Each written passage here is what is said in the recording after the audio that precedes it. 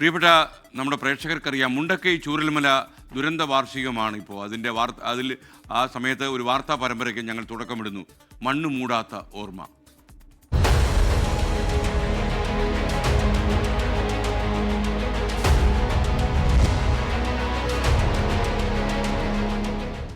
ഇതൊക്കെ ഓർക്കുമ്പോൾ നമ്മുടെ ഓർമ്മകളിൽ ഉരുൾപൊട്ടും. ശരിക്കും മുണ്ടക്കൈ ചൂരൽമല ഉരുൾപൊട്ടൽ ദുരന്തത്തിന് മണിക്കൂറുകൾക്ക് മുമ്പാണ് 24 പ്രതിനിധി സുർജിത്ത് അയ്യപ്പത്തും സംഘവും ആ പ്രദേശത്ത് വാർത്താ കവറേജിൻ്റെ ഭാഗമായി എത്തിയത്.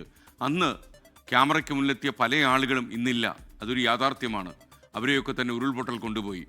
അന്ന് ക്യാമറയ്ക്ക് മുന്നിൽ ആശങ്ക പങ്കുവെച്ച 2 പേർ ആ ഓർമ്മകൾ വീണ്ടെടുക്കുന്നു. ഈ റിപ്പോർട്ടോടെ ദുരന്ത വാർഷികത്തിൻ്റെ വാർത്താ പരമ്പരയ്ക്ക് 24 തുടക്കമാകുന്നു.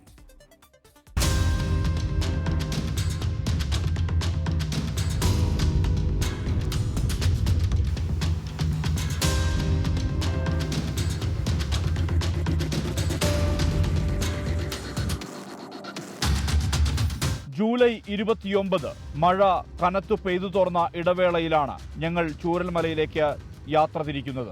കലങ്ങിയാർത്ത് ഒഴുകിയിരുന്ന പുന്നപ്പുഴയ്ക്കൊപ്പം ചൂരൽമലയിലും പുഞ്ചിരിമട്ടത്തും ഞങ്ങൾ ആൾക്കൂട്ടത്തോട് സംസാരിച്ചു. അന്ന് ക്യാമറയ്ക്ക് മുന്നിൽ ആശങ്ക പങ്കുവച്ച 2 പേർക്ക് ഇടം വല നിന്നിരുന്ന പലരും ഇന്നില്ല.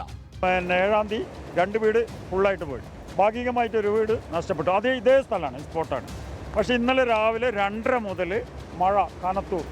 ഇന്നലെ 2:30 മുതൽ ഈ മുണ്ടക്കൈ വരുന്ന പുഴയാണിത്. ഈ വെള്ളം കവിഞ്ഞൊഴുകുന്ന ഒരു സാഹചര്യമുണ്ടായി. ഈ വെള്ളം കണ്ടപ്പോൾ വളരെയധികം ഭീതിയിലാണ്. ജൂലൈ 29 ഉരുൾപൊട്ടലിൻ്റെ മണിക്കൂറുകൾക്ക് മുമ്പ് ആശങ്ക പങ്കുവച്ച 2 പേർ. ഒന്ന് BJP നേതാവ് വിജയൻ മഠത്തിലും മറ്റൊരാൾ CPI നേതാവ് പ്രശാന്തും.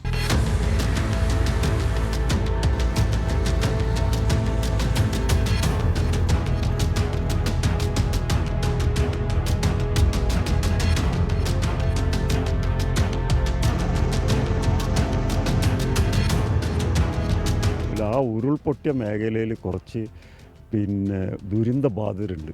പാടിയിലായാലും പടവെട്ടിയിലായാലും ഒറ്റപ്പെട്ട കുറച്ച് സ്ഥലങ്ങളായാലും ആ വീടുകളും കൂടി പാസ്സായാലും ഇത് ഏകദേശം ഈ വിഷയങ്ങളെ അവസാനിക്കും. അതുപോലെ തന്നെ ആ വീടുകൾ പോയാൽ ലോൺ എടുത്തിട്ടുണ്ട് കണ്ടമാനം ആൾക്കാർ. കാരണം ഞാൻ തന്നെ 5 ലക്ഷം ലോണുണ്ട്. അപ്പോൾ ഈ ലോണുകൾ ആ വീട് പോയി കഴിഞ്ഞാൽ ആ വീട് സ്ഥലമില്ല. അപ്പോൾ അതുകൊണ്ട് അതും ഒന്ന് സർക്കാർ ഈ ഒരു വർഷം അതും കൂടി ഒന്ന് ദുരന്തബാധിതരുടെ ആ വീടുകളും കുറച്ച് വീടും കൂടിയല്ലോ. അട്ടമല റോഡിലെ പാടിയിൽ നിന്ന് ഇറങ്ങി വന്നാണ് CPI നേതാവായ പ്രശാന്ത് ആശങ്ക പങ്കുവച്ചത്. പ്രശാന്തിന്റെ പാടിയെ തുടച്ചു നീക്കി ഉരുൾ കടന്നുപോയി. പക്ഷേ പ്രശാന്തും കുടുംബവും ഇപ്പോഴും ടൗൺഷിപ്പ് പട്ടികയിലില്ല.